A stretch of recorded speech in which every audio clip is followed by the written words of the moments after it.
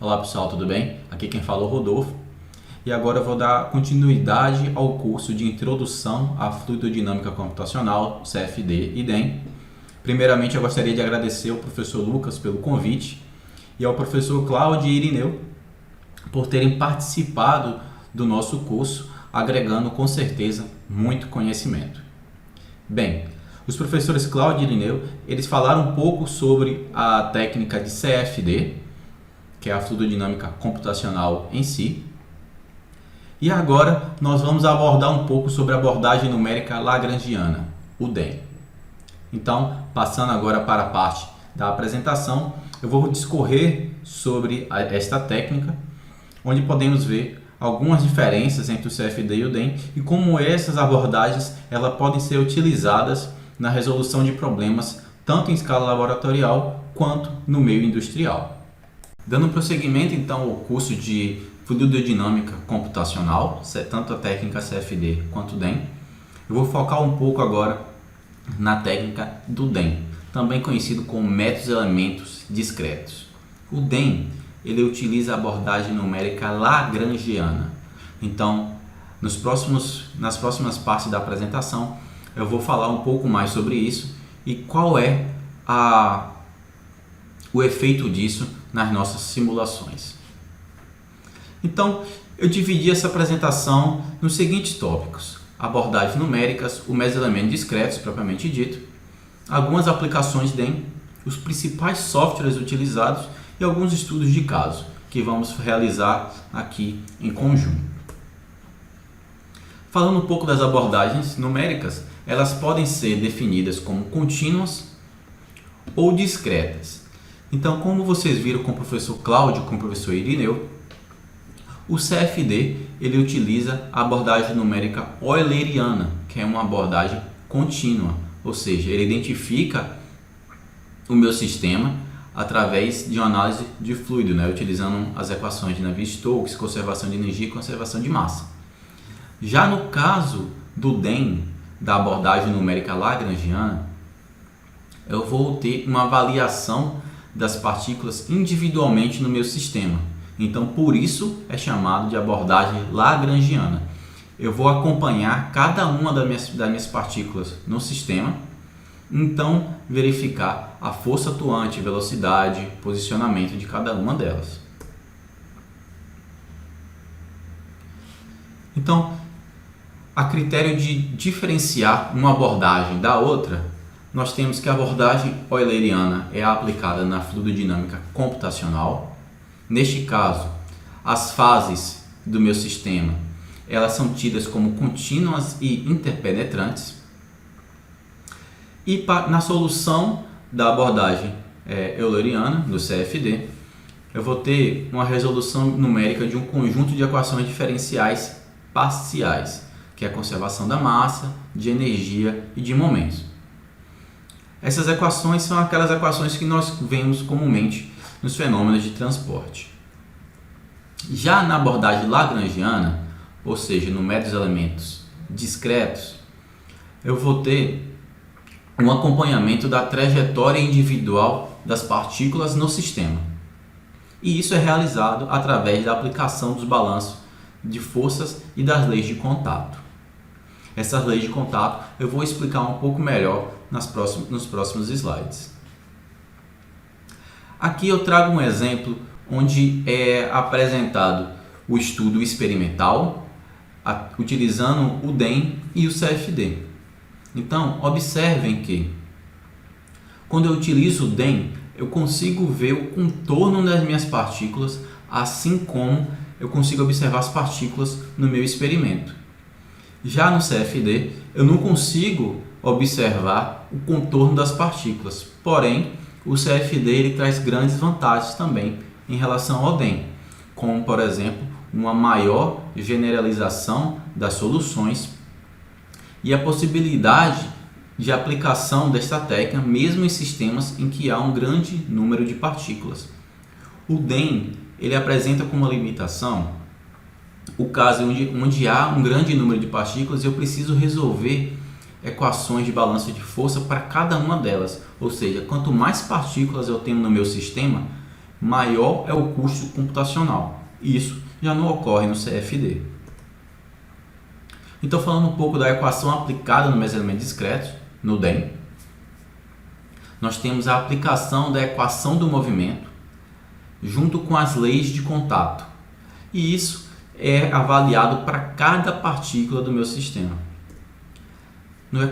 Esse equacionamento ele apresenta de maneira genérica como as forças são computadas, como é realizado o balanço de força em cada uma das partículas, onde é observado as forças tanto normal quanto tangencial, bem como as forças de campo, nesse caso a força de campo gravitacional, que é a mais comum entre elas. Outras forças de campo elas podem ser implementadas no meu modelo, como por exemplo a força de campo eletrostática e as forças viscosas. As forças eletrostáticas elas surgem quando eu utilizo partículas muito pequenas, já as forças viscosas quando eu utilizo partículas com um elevado grau de umidade ou de açúcares. Falando um pouco sobre os modelos de contato, as leis de contato, o primeiro que surge é o modelo linear, também conhecido como modelo de Counter-Strike. Esse modelo ele foi o primeiro modelo implementado no DEM e ele é bastante utilizado quando eu tenho um sistema diluído, ou seja, um sistema com poucas partículas, e é apenas aplicado para partículas esféricas. O segundo modelo é o modelo não linear, também conhecido como modelo de Hertz-Midlin. Esse modelo ele utiliza o conceito de mola amortecedor, podendo ser aplicado não apenas para partículas esféricas, para partículas não esféricas também. Neste modelo, eu avalio alguns parâmetros que são necessários para sua correta aplicação, como por exemplo o coeficiente de rigidez, o coeficiente de amortecimento, o coeficiente de atrito, podendo ser atrito estático ou de rolamento, o coeficiente de restituição, que está relacionado à conservação de energia entre choque de partículas ou entre partículas e superfícies, e o modo de cisalhamento e o modo de Poisson, que são propriedades do material da minha partícula e são facilmente encontrados em tabelas e ábacos na literatura. Bem, falando um pouco dos modelos ainda incorporados no modelo de Counter-Strike, esse modelo ele leva em consideração a deformação que ocorre quando as partículas se chocam entre si, ou seja, há uma pequena sobreposição dessas partículas e daí nós podemos observar que essa deformação ela vai ser proporcional à força de repulsão ou à força de contato entre as partículas ou entre partículas e superfícies. E ela pode ser contabilizada a partir do seguinte equacionamento. Vejam que o modelo de Hertz-Midlin ele é um modelo não linear. Por quê? Porque a deformação ela está elevada a uma potência diferente da unidade, diferente de 1. Por isso, a não linearidade no meu sistema, no meu equacionamento. Falando um pouco do algoritmo utilizado para a resolução do método de elementos discretos, nós devemos primeiro definir os contatos existentes no meu sistema. Após isso, definidos os contatos de todas as partículas que há, eu vou verificar através da deformação a magnitude das forças ali envolvidas. Após definir as forças, eu calculo a aceleração do meu sistema, defino então a velocidade da minha partícula e então seu novo posicionamento. Só que isto é realizado inúmeras vezes durante a simulação e a quantidade de vezes é determinada pelo time step ou intervalo de tempo. Vejam que se eu utilizar um time step muito pequeno, para pegar e conseguir ter um tempo de simulação adequado, eu vou precisar refazer esse ciclo muitas vezes. Então, um time step pequeno, ele faz com que tenha um custo computacional muito elevado. Já a utilização de um time step ou intervalo de tempo muito grande, eu vou perder informações. Possa ser que, se eu definir um intervalo de tempo muito grande, eu perca o contato de partículas entre partículas, o choque entre partículas, e isso pode modificar completamente a natureza do meu sistema. Então, diante disto, o time step ele é comumente definido através de um número adimensional chamado de número de Rayleigh. Esse número ele define qual é o time step em que deve ser utilizado para que eu tenha a estabilidade da minha simulação.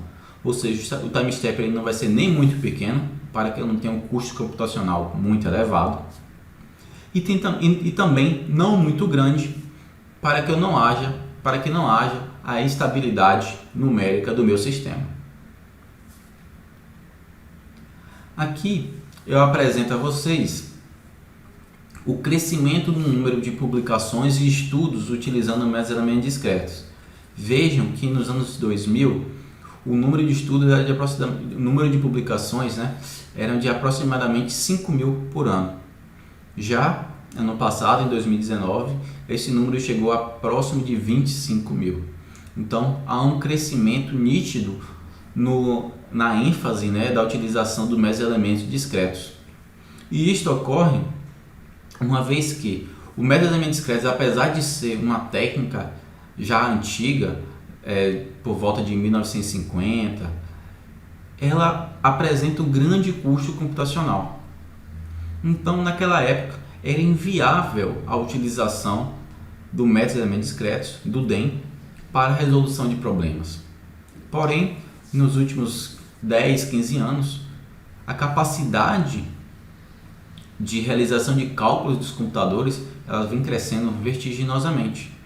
Então, isto facilita a utilização do mesoelementos discretos, justificando assim esse grande número aí de estudos que vem sendo realizados.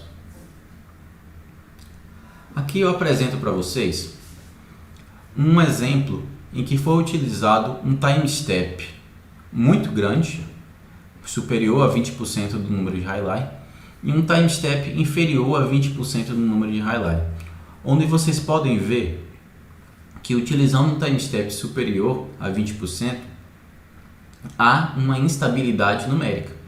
As partículas elas explodem no meu sistema, não sendo assim fidedigno com o experimento realizado. Já na utilização de um time step menor, nós podemos ver as partículas se assentarem no interior do equipamento. Já este comportamento já é mais próximo da realidade. Então vejo que apenas a modificação do time step ele promove uma modificação do comportamento do meu sistema. Então esta com certeza é uma variável que deve ser avaliada cuidadosamente na hora da realização da simulação. Falando um pouco agora sobre as partículas, como podemos utilizá-las. O mesoelemento discreto ele surgiu com partículas esféricas. Porém, nós sabemos que na natureza as partículas não são perfeitamente esféricas. Diante disto, técnicas vêm sendo utilizadas para tentar suprir essa problemática. Dentre elas está a utilização dos clamps. Os clamps nada mais são do que você utilizar inúmeras partículas esféricas, colando-as umas nas outras, até que haja a formação da sua partícula, até que o formato da partícula original seja conseguido. Porém, vejam que quanto mais partículas eu uso, mais próximo eu tenho do meu formato. Porém, o maior custo computacional também é avaliado. Então, diante disto, nós temos que avaliar qual é o número ideal de partículas formadoras do clamp para que eu realize minha simulação. Não adianta eu utilizar um grande número de partículas e fazer com que minha simulação seja inviável. Como também eu não posso simplesmente ignorar o formato da partícula do meu sistema e representá-la como esféricas, porque eu vou ter aí um sistema completamente incoerente, né? Além da utilização dos clamps, uma outra técnica mais recente utilizada é a utilização de superquádricas. As superquádricas é a utilização de apenas uma partícula para representar o formato da partícula original, porém, essa representação ela é feita a partir de um equacionamento. Então, uma equação de superquádrica. Assim como a esfera ela tem seu equacionamento, assim como vimos em matemática básica e tudo mais, outros formatos também podem ser conseguidos através de manipulações algébricas. E esses formatos, isso permite com que haja uma redução do custo computacional, uma vez que eu não tenho um grande número de partículas para formar uma determinada forma de partícula. Bem, falando um pouco das aplicações do DEM e por que utilizar o DEM, né? Em alguns experimentos ou então em algumas aplicações industriais, não tem-se a possibilidade de verificar como as partículas estão se movimentando no interior do equipamento. E esse conhecimento ele é crucial na tentativa de otimizar a utilização deste equipamento, de evitar uma série de danos que a movimentação dessas partículas podem vir a promover no interior do mesmo. Então o DEM ele melhora o meu conhecimento, né, em relação à dinâmica das partículas, como elas estão se movimentando no interior, além de reduzir o número de experimentos, que vejam, eu posso criar numericamente, eu posso criar virtualmente diversos equipamentos e verificar qual é o comportamento deles e avaliar apenas avaliar em escala de bancada ou até mesmo em escala piloto, apenas aqueles equipamentos que apresentaram resultados satisfatórios. Além disso, para equipamentos já concebidos, eu posso utilizar do conhecimento obtido através do DEM para otimizar o equipamento ou até mesmo realizar melhorias no mesmo, né? Eu posso propor modificações no equipamento para realizar a otimização do meu processo. Algumas aplicações aqui que eu trouxe para vocês, dentre elas está a do EDEM, em que é um misturador de partículas úmidas com partículas secas. As partículas úmidas estão em azul e as partículas secas em branco, onde você pode ver que o DEM ele consegue também, utilizando alguns pacotes computacionais extra, avaliar a transferência de massa entre partículas do meu sistema. Apenas em ver esta simulação, nós podemos avaliar, por exemplo, o formato ótimo do meu misturador, se a utilização de defletores podem vir a influenciar no meu processo, como pode ser inseridos. Aqui já é um novo estudo, utilizando um outro software, o RockDEM neste caso, na utilização do transporte de carvão mineral em correias. Então, utilizando esse estudo foi utilizado para verificar qual a capacidade de transporte da minha correia e qual é a velocidade com que a correia deve ser operada para que haja uma maximização desse transporte. Então veja que nesse caso, partículas de diferentes formatos, não apenas esféricas, foram utilizadas justamente para se aproximar do problema real. Neste caso, aqui foi um estudo realizado lá na Universidade Federal de Uberlândia, onde foi observado uma proximidade do comportamento de partículas variando a velocidade de rotação do equipamento, o tamanho do mesmo, e foi simulado também as mesmas condições. E com isso foi possível identificar algumas peculiaridades do equipamento e otimizar, por exemplo, o processo de mistura. Então, quando eu falo no processo de mistura, Um tambor rotatório, ele é um equipamento bastante utilizado na indústria de fármacos. Então, na indústria de fármacos nós queremos uma homogeneidade do meu processo, né? Eu quero que os diferentes tablets, comprimidos, eles saiam para o consumidor final com a mesma composição. Então não pode haver a segregação. O que é a segregação? Eu tenho ali uma região concentrada de um determinado fármaco e uma região pobre deste fármaco em volta. Então eu vou ter comprimidos e tablets com especificações diferentes.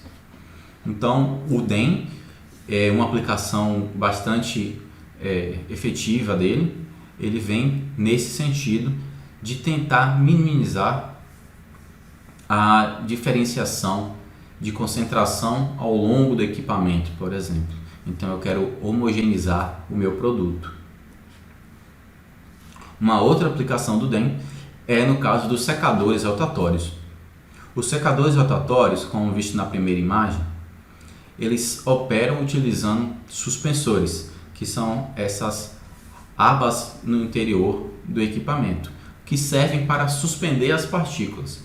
E no centro deste equipamento há um ar de secagem passando axialmente. Neste caso, para que eu tenha um melhor processo de secagem, eu preciso maximizar a área de partículas na região ativa, que é essa área interior ao círculo vermelho. E nesse estudo, essa maximização de partículas no interior da região ativa foi realizada alterando apenas alguns ângulos dessas abas, desses suspensores no interior do equipamento. Então vejam, antes e depois do estudo, como pôde ser maximizado o número de partículas no interior do tambor. Então isso promove uma redução de custo energético absurda na indústria, aumentando assim a produtividade e a lucratividade do processo. Então, falando rapidinho agora sobre alguns softwares, né, utilizados, os mais comuns. O primeiro deles é o EDEM. Ele é um software comercial. Então, quando eu falo um software comercial, ele tem a versão estudante, porém ele tem um custo para ser utilizado. Já o Rockdem é um outro software. Esse software ele é da mesma empresa do ANSYS e do Fluent, que vocês viram na parte do CFD, e ele apresenta como a principal função a aplicação de partículas não esféricas de maneira mais fácil do que o EDEM. É uma grande vantagem desse software em relação ao outro. Entretanto, o EDEM ele apresenta um menor custo computacional. Então, é necessário identificar qual é o seu problema e escolher de maneira cuidadosa qual software você irá aplicar. Após isso, tem o PFC 3D, outro software EDEM também bastante utilizado no meio industrial e no meio acadêmico. Entretanto, o PFC 3D, como vocês podem ver, ele já tem algumas linhas de comando que precisam ser setadas, observadas de maneira mais cuidadosa. E por fim, um software livre denominado como Lights. Esse software ele não tem a interface gráfica que os softwares comerciais trazem, porém ele não tem custo nenhum, e nós vamos estudar alguns casos utilizando este software para vocês verem que, apesar de não ter a interface gráfica, ele pode ser facilmente utilizado aí em aplicações mais simples. Nos softwares DEM, independente de comercial ou livre, como o EDEM e como Lights, eles são divididos em algumas regiões, né? Tem algumas áreas ali que nós precisamos observar. A primeira delas é a aba de criação, que é responsável pela concepção dos materiais a serem estudados. Ou seja, eu vou definir qual o tamanho da minha partícula, a densidade, a razão de Poisson, o modo de cisalhamento. Além disso, eu defino também o material do meu equipamento. O meu equipamento é de aço, ele é de vidro. Quais são esses modos, quais são essas propriedades, né? O modo de cisalhamento, a razão de Poisson. Como eu posso verificar a movimentação desse equipamento? Ele é fixo, ele tem velocidade de rotação? Então, tudo isso é definido na área de criação. Após isso, eu tenho a área de simulação, né? Onde eu vou determinar qual a técnica numérica que eu vou utilizar. Normalmente é o método de Euler para integração ou Velocity Velet, mas isso já é um tópico um pouco mais profundo que nós não entraremos agora nesse curso. E definimos também qual o tamanho do time step a ser utilizado. Então, como nós podemos ver, o time step que deve ser utilizado para a nossa simulação são valores inferiores a 20% do número de highlight. Então, calculamos o número de highlight, definimos o limite de 20% e então obtemos o valor dele para a nossa simulação. Também podemos determinar qual o tempo total de simulação. Eu vou simular durante 30 segundos, vou simular 20 segundos. E lembre-se que quando eu simulo, por exemplo, 20 segundos, isso não quer dizer que seja 20 segundos do computador simulando. Às vezes o computador pode levar 2 horas para simular 20 segundos ou até mesmo 2 semanas para simular os mesmos 20 segundos. Isso depende muito da complexidade do seu problema e qual é o grau de informação requerido. E por fim, para alguns softwares, principalmente os comerciais, ele traz a aba de análise ou então de pós-processamento, onde eu vou visualizar os dados, eu vou poder visualizar a movimentação das partículas, plotar gráficos para obter alguns insights sobre o meu problema. Apesar de não ter essa interface gráfica, essa parte de pós-processamento, o Lights, por exemplo, que é um dos softwares livres mais utilizados, quando você faz a simulação, você gera inúmeros arquivos, né, de resultados, e esses arquivos, cada um deles é gerado em cada time step. Então, se eu for simular, por exemplo, 10 segundos e meu time step foi de 0,01, o número de arquivos é definido pelo tempo de simulação dividido pelo time step. Então fica 10 dividido por 0,01, o que dá 1000 arquivos. E cada arquivo desse eu vou ter a informação de todas as partículas no meu sistema. Então, se eu tiver 1 milhão de partículas, eu vou ter 1000 arquivos e em cada arquivo eu terei 1 milhão de linhas. Então vejam que não é humanamente possível abrir cada arquivo desse e observar os valores dentro deles. É até um pouco confuso você tentar abrir estes arquivos de maneira bruta utilizando o WordPad ou qualquer documento de texto. Então, diante disso, surgem alguns softwares que permitem a visualização e a avaliação quantitativa dos meus resultados. Não adianta apenas eu realizar uma simulação e verificar a movimentação se eu não conseguir extrair informações. As informações são a chave da minha simulação. Eu preciso de informações quantitativas para ter insights, para ter argumentos.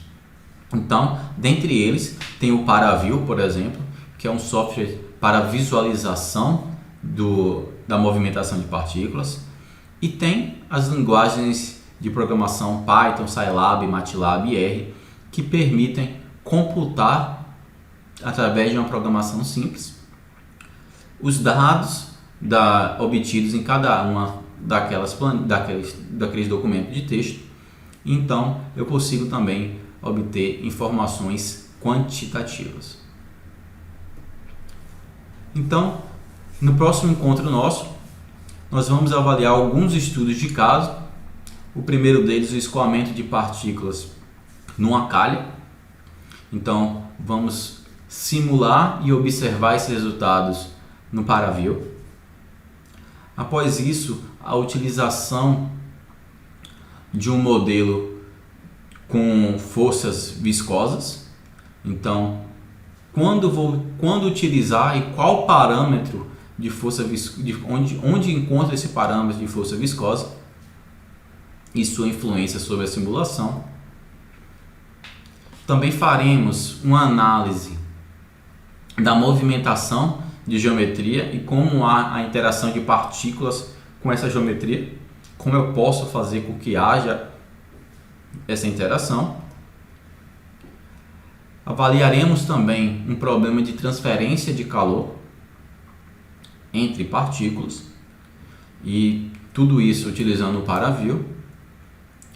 E por fim, vamos tentar fazer um problema em que tem um grau um pouco maior de complexidade, em que há a utilização de mais de uma geometria e essa geometria ela vai apresentar também uma dada mobilidade. Então, por hoje é só e no próximo encontro nós vamos avaliar todos esses casos.